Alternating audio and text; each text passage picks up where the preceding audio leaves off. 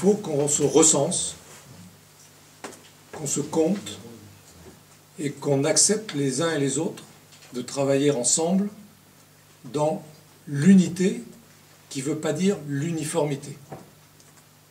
Dans la compréhension des uns et des autres, il y a des sensibilités différentes, il y a des gens qui ont des vocations strictement politiques, des gens qui ont des vocations associatives, qui ont des sensibilités qui peuvent être différentes. On doit respecter les uns et les autres, parce que je vous dirais aussi que si on est tous là, c'est qu'on a un dénominateur commun, qui est le président Gbagbo et la Côte d'Ivoire. Le président Gbagbo, c'est le père du multipartisme. Le président Gbagbo, c'est la démocratie en Côte d'Ivoire. Si ceux qui le défendent à travers le monde, et on est à Paris, mais il y a des gens qui le défendent dans toutes les grandes villes d'Europe, en Amérique, en Asie, en Afrique, on est déjà à se battre entre nous, comment va-t-on défendre le président Gbagbo et les idées qu'il veut propager? On peut me connaître à un moment donné. Je suis maître Zé, Seth Zé, avocat à la Cour de Paris. Je me suis retiré de Paris depuis 2007. J'étais rentré dans mon pays en Côte d'Ivoire par amour pour ma patrie. Je suis revenu en 2010 et compte tenu de ce que j'ai vécu là-bas, mon frère Koudou, on s'est connu l'année dernière. J'ai connu M. Oudin à Abidjan dans le collectif d'avocats panafricains. J'ai publié un ouvrage Gbagologie. Donc je suis en toute humilité le gbagologue. J'ai tracé le combat politique de Laurent Gbagbo depuis l'opposition jusqu'à ce qu'il arrive au pouvoir. Et dans les conclusions de mon ouvrage, je disais en toute humilité que rien ne pourra empêcher Laurent Gbagbo de gagner l'élection si c'est vraiment une élection en 2010. Alors, j'ai vécu au pays pendant 7 mois. J'étais sous les bombes pendant que la France-Afrique a décidé de bombarder, de massacrer. Je viens d'arriver il y a 2 semaines. Chez moi, à l'ouest, il n'y a plus aucun village qui tient debout. Ils ont tous été incendiés. Je n'ai plus de parents, ni oncles, ni tantes. Tous les survivants sont en broussoir réfugiés au Libéria. Nous n'avons plus personne. Alors, quand j'ai appris que vous aviez une rencontre ce soir, je me suis dépêché de venir pour au moins faire passer un message. Et c'est une proposition concrète. Je voudrais humblement vous proposer de créer un gouvernement ivoirien en exil. Pourquoi? Pourquoi un tel gouvernement? Notre président Laurent Gbagbo reste le président de la République de Côte d'Ivoire. Mais il faut un gouvernement en exil pour travailler en relais avec son conseiller, M. Oudin, et créer un poste de vice-président de la République de Côte d'Ivoire. Donc celui-là en exil qui va former un gouvernement véritable et qui va passer les messages en Europe, aux États-Unis, en Asie, relayer. En tout cas, ce gouvernement doit ramasser de 25 à 30 membres pour faire passer le message véritablement et pour donner les mots d'ordre de lutte. C'est tout ce que j'ai à vous proposer. Je vous remercie. Aujourd'hui, le combat du président, et on l'a vu pendant les 4 mois ou les 5 mois, entre le 28 novembre et le 11 avril, s'il n'y avait pas eu cet acte de guerre de la France, Gbagbo serait au palais. Clair. Et une autre chose, pour revenir au Stade de France, puisque je pense qu'il était de l'autre côté dans le stade, Tikenja Fakoly, et j'ai eu l'occasion de le connaître plusieurs fois, et j'ai vu encore récemment dans le Canard enchaîné d'hier qu'il avait dû quitter la Côte d'Ivoire à cause d'un dictateur, etc. Mais je vous donnais juste une anecdote sur Tikenja Fakoly. Tikenja Fakoly est revenu à Abidjan en 2007 ou 2008. Donc le fameux dictateur était au pouvoir. Il a fait un concert au Palais des Sports, sous le haut patronage de Laurent Gbagbo. À la fin du concert, qui s'est très bien passé, il est parti à Dakar pour faire un 2e concert. Pendant son concert, il a dit « Vieux père Wade, tu es un peu vieux, il faut donner la place aux jeunes. » À la fin du concert, il est monté dans un avion expulsé. On voit où est la démocratie. Entre le patronage du président Gbagbo, un monsieur qui soi-disant avait dû aller en exil à cause du dictateur, et puis le démocrate qui est à Dakar. Mais c'est cette image-là, et ce sont ces anecdotes-là qu'il faut faire passer dans le public français, un peu partout. qui sont des illustrations du combat que vous avez à mener, que nous avons tous à mener. Et comme disait monsieur, il faut s'organiser, etc. Tous les Ivoiriens de bonne volonté, à tous les niveaux, sont appelés à se battre pour ça. Et on doit se battre avec le mot d'ordre du président et de ceux qui sont appelés à le relayer. Voilà. Et je suis ici parce que j'ai été mandaté par des jeunes gens qui ont beaucoup lutté pour la Côte d'Ivoire et qui sont aujourd'hui meurtris dans leur chair. Vous savez, ceux qui ont payé le lourd tribut, au-delà des militaires, c'est des jeunes patriotes. Beaucoup sont morts, d'autres continuent de mourir, d'autres sont dans les geôles de la soi-disant République. Amen. Amen. Oui, je le dis parce que d'un autre côté, je suis très croyante, mais ça ne m'empêche pas d'être tout à fait cartésienne. Voilà. Et parmi ces jeunes, beaucoup sont allés à l'exil. Et ils se sont retrouvés à l'exil sans rien, sans sou, sans le moindre sou. Et malgré ça, ils continuent de lutter. Parmi eux, il y a Touré Zeguen. Je viens d'arriver de Londres. Je suis comme beaucoup de personnes présentes ici, je soutiens mon pays. Mais le problème, c'est qu'il y a beaucoup de personnes dans mon cas qui n'ont pas pu venir, ou d'autres qui sont présents, qui aimeraient faire énormément pour leur pays, mais n'ont pas la possibilité et ne savent pas comment. Je vais faire bref et court. Il y a beaucoup de représentants d'associations ici. Je vous remercie d'être venus à vous aussi. Maintenant, ce que j'aimerais qu'on puisse essayer de faire ensemble, c'est essayer de s'entendre, que ce soit aussi bien vous que les responsables de chaque groupe, pour pouvoir avoir une cohésion de ce que vous allez faire, pour que nous, en amont, on va pouvoir réagir en conséquence. Vous avez soulevé un point qui était très important au niveau du Stade de France. Pour vous, c'était déplorable qu'ils aient pu faire ça. Pour eux, ils ont envie d'un bon point. Maintenant, ce que je veux dire par là, c'est qu'il faudrait une union entre vous pour que vous puissiez vous entendre, pour qu'au niveau des manifestations, ce soit à peu près dans le même sens. Comptabiliser les associations. Exactement, que chaque représentant se présente, qu'il y ait une union entre les personnes qui ont la possibilité d'aller en Côte d'Ivoire et voir exactement ce qui se passe sur le terrain, et d'autres ici. Et aussi bien sur un autre point que vous avez dit, c'est pour les aides. J'ai énormément de familles, que ce soit à Soubré ou à Gagnois ou dans d'autres villes. C'est bien beau de venir donner 10 € à tel ou un tel. Il faudrait qu'il y ait des responsables qui puissent s'en occuper, qui puissent s'en charger, qui puissent récolter tout cet argent. Même si ce n'est que 1 €. Mais 1 € sur 10 000 personnes, c'est énorme. Et en France CFA, vous savez comme moi que ça représente beaucoup. Que des personnes puissent se représenter, puissent s'occuper de cette, on va dire, de cette partie-là et pouvoir envoyer de l'argent directement en Côte d'Ivoire, directement à des hôpitaux, directement à certains villages, parce qu'il y a des personnes qui souffrent énormément. Je ne vous parle même pas des villes que vous connaissez, des grandes villes. Je vous parle des petits villages qui n'ont pas les moyens de s'exprimer et qui souffrent tous les jours. Il y en a énormément.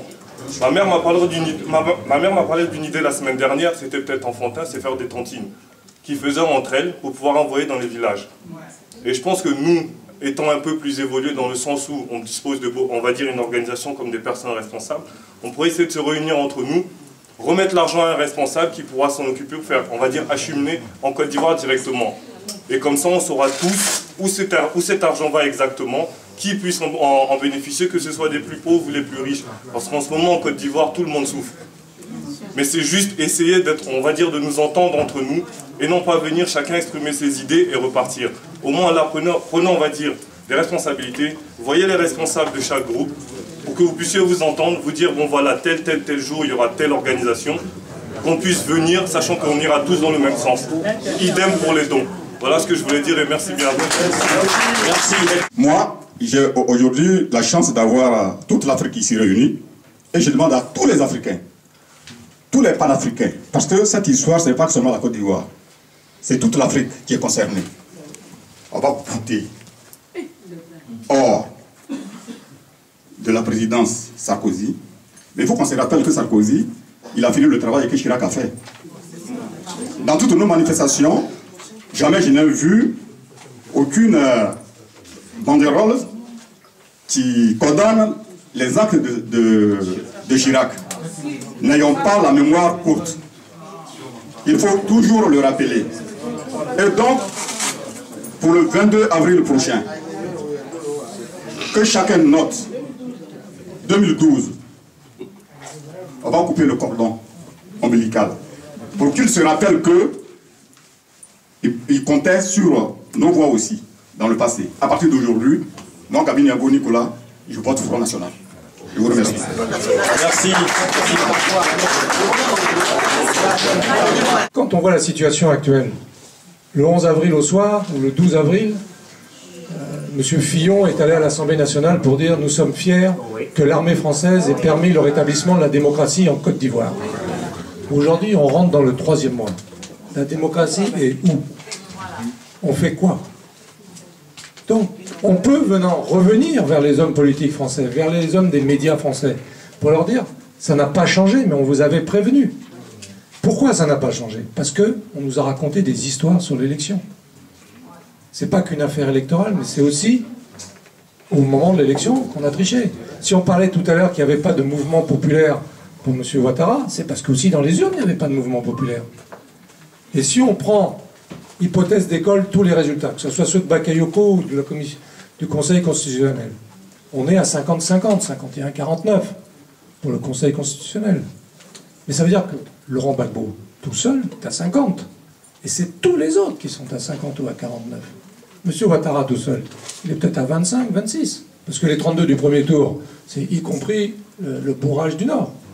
Et si vous enlevez, comme je l'ai fait, dans tous les résultats de la Côte d'Ivoire, les 4 régions du Nord qui ont été bourrées, le résultat, c'est Gbagbo, premier tour. Sur le reste de la Côte d'Ivoire, vous pouvez demander les chiffres, ville par ville. Laurent Gbagbo, 43. Conan Bédier, 27. Alassane Ouattara, 25.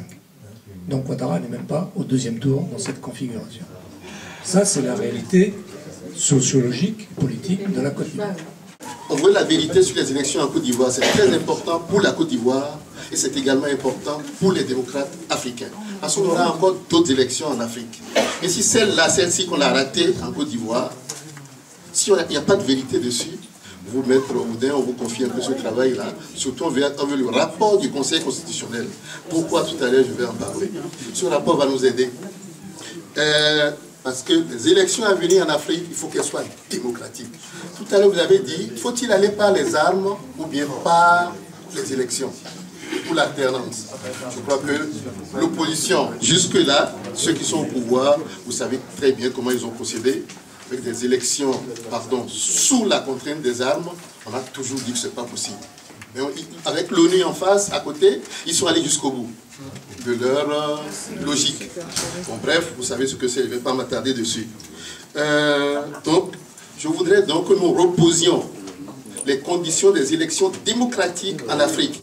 Quand je m'oriente vers l'Allemagne, je vois en Allemagne, tout d'abord, on a des idéaux assez bien, de l'humanité, etc. Mais l'Allemagne est assez coupée de la réalité en Afrique. Et si on veut faire comprendre aux Allemands ce qui se passe réellement en Afrique, les portes se ferment. Et je ne comprends pas pourquoi. Et si vous parlez avec les responsables de l'Union européenne ce qui se passe en Côte d'Ivoire, la voix se taise. On ne peut plus parler. C'est-à-dire, ce n'est pas direct, mais tout est fermé. Donc moi aussi, je crois, on peut avoir un potentiel pour aider la Côte d'Ivoire de faire chuter le premier mur de Berlin. Amen. Celui de 1884 à 1885. Je crois aussi que la Côte d'Ivoire a un défi similaire à celui que nous avons eu en Allemagne avec le 2e mur de Berlin.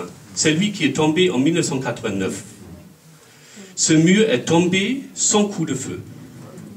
Et quand la population est sortie sur les rues, c'était sans organisation, comme un amoncellement des nuages quand vous êtes dans l'avion.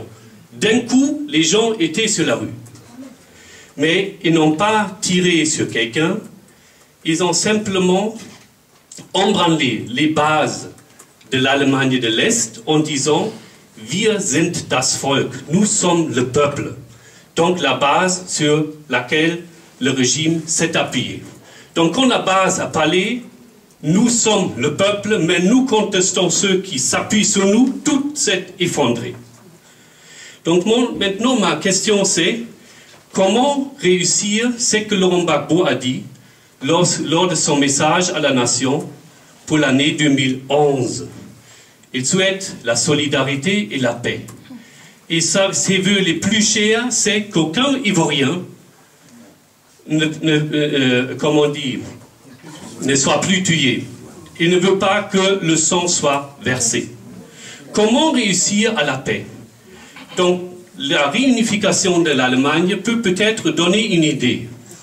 Il était inscrit dans notre constitution que la réunification devait se faire.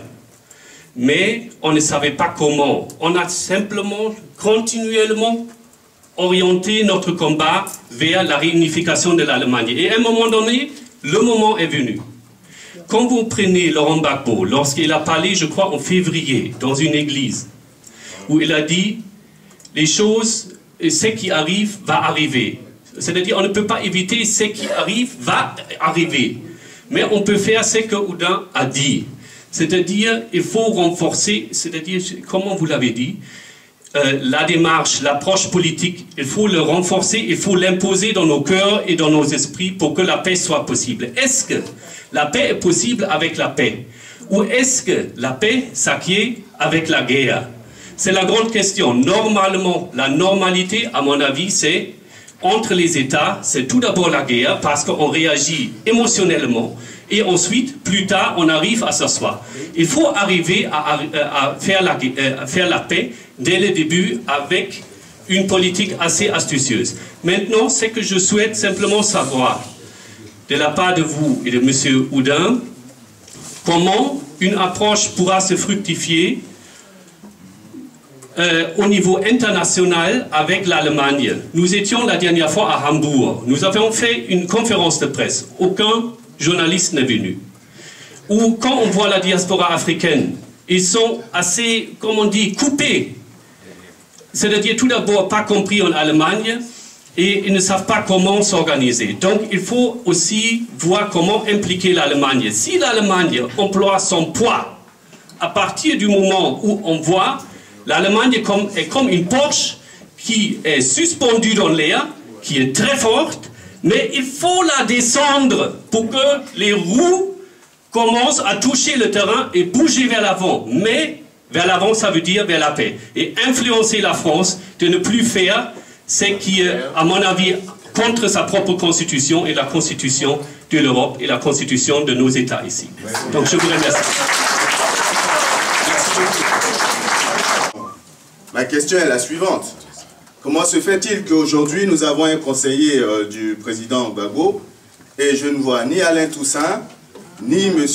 Naki? Parce que notre faute principale depuis cette crise et même avant, ça a été notre mauvaise capacité à communiquer. Nous manquons de stratégie. Et quand est-ce que M. Oudin, M. Alain Toussaint, Naki se retrouveront ensemble pour penser à un seul message qu'on doit véhiculer partout contre notre seul et unique ennemi? Le discours que nous avons est trop divers. Aujourd'hui, alors que M. Oudin est ici, Toussaint est à Toulouse en train de dire un autre discours. Naki est en train de préparer une marche ailleurs, alors que nous luttons tous pour un seul but. Donc il faut qu'on fédère nos luttes, notre force, pour avoir un discours unique et audible.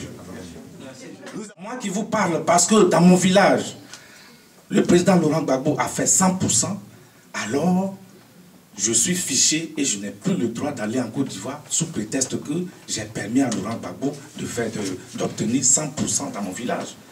Donc, je pense que la première, je dirais, la première condition sine qua non, c'est la chute de Nicolas Sarkozy. Il faut que nous fassions tout pour que nous coupions je dirais, ce soutien à Alassane Dramane. Je vous remercie. Monsieur Claude, il y a une question, une seule, qui me vient en tête. Comment on fait? Parce que c'est vrai que quand on marche, c'est facile pour nous, on va marcher, on va crier notre désarroi, notre haine et tout ça, mais le combat politique, c'est bien, mais j'aimerais bien savoir comment on fait. Parce que vraiment, j'ai l'impression que c'est tellement immense, je me sens dépassée. j'aimerais bien avoir une ligne de conduite, comment faire pour que on puisse, par le combat politique, arriver à notre fin, c'est-à-dire à la libération du président Gbagbo et puis qu'il reprenne le pays, quoi. Voilà.